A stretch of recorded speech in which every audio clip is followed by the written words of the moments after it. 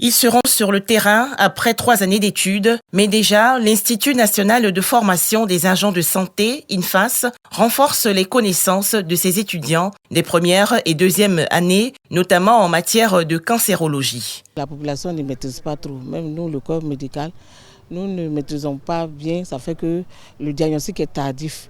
Alors que toute pathologie où le diagnostic est tardif représente des complications. Dans le cadre de la Journée internationale de lutte contre les cancers infantiles, environ 100 étudiants participent à une séance de formation. J'ai appris qu'il avait 5 types de cancers qui étaient très réputés en Côte d'Ivoire et pour lesquels il ne fallait pas stresser parce qu'il y a plusieurs traitements. C'est quand même une bonne opportunité pour nous. Identifier les différents cancers de l'enfant, mais de savoir aussi comprendre pourquoi pas la prise en charge de ces différents cancers-là. Les cancers pédiatriques sont bien différents des cancers des adultes.